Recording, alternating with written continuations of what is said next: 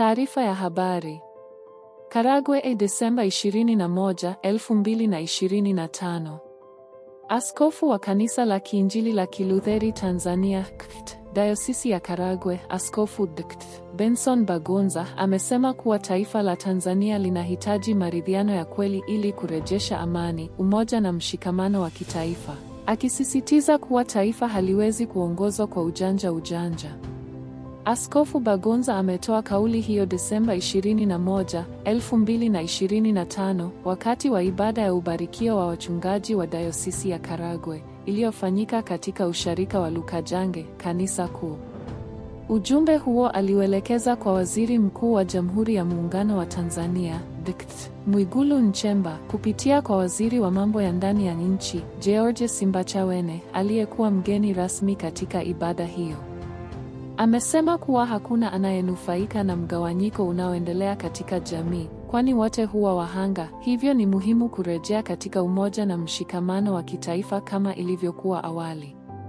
Askofu Bagonza ameeleza kuwa katika mchakato wa maridhiano ya kitaifa, yapo mambo muhimu yanayopaswa kuepukwa, yakiwemo hila, tamaa ya ushindi, kukwepa ukweli, matumizi mabaya ya madaraka na kujinufaisha binafsi kupitia maridhiano.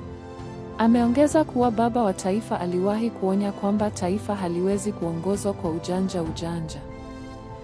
Akizungumzia mjadala unaoendelea kuhusu ipi ni bora kati ya haki na amani, Askofu Bagonza amesema mjadala huo kwa sasa si wa msingi, akieleza kuwa wanaotetea haki na wanaotetea amani wote ni washindi, kwani vyote ni muhimu kwa ustawi wa taifa. Aidha, amebainisha kuwa kurejesha nchi katika hali ya kawaida kutahitaji kugharimu gharama za kisiasa, kiuchumi, kijamii na kisera ambazo taifa litapaswa kuzikubali kwa maslahi mapana ya nchi. Askofu Bagonza amehitimisha kwa kusisitiza kuwa maridhiano ya kweli ndiyo msingi wa amani ya kudumu na maendeleo ya taifa. Kauli ya Askofu Dkt. Benson Bagonza inaakisi nafasi ya taasisi za dini kama sauti ya dhamira ya taifa, hasa katika nyakati ambazo mshikamano wa kijamii na kisiasa unaonekana kuyumba. Msisitizo wake juu ya maridhiano ya kweli badala ya maridhiano ya juu unaonesha uhalisia kwamba amani ya kudumu haiwezi kupatikana bila ukweli, uaminifu na uwajibikaji. Onyo lake kuhusu kuepuka hila, matumizi mabaya ya madaraka na tamaa ya ushindi lina uzito mkubwa, kwani mara nyingi maridhiano hushindwa pale yanapogeuzwa kuwa nyenzo ya kisiasa au ya kunufaisha upande mmoja.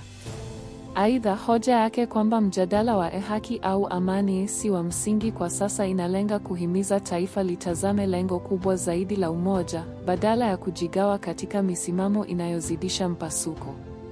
Ujasiri wa kukiri kuwa maridhiano yana gharama, kisiasa, kiuchumi, kijamii na kisera, unaonesha ukweli usioepukika, hakuna uponyaji wa taifa usio na maumivu ya mpito.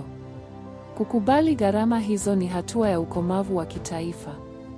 Ujumbe wa Askofu Bagonza ni wito wa kutafakari mustakabali wa taifa kwa kina na kwa uaminifu.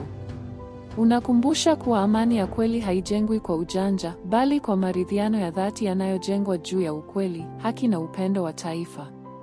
Ikiwa viongozi na wananchi watauchukulia wito huu kwa uzito unaostahili, Tanzania inaweza kurejea katika misingi ya umoja na mshikamano iliyoimarisha kwa muda mrefu.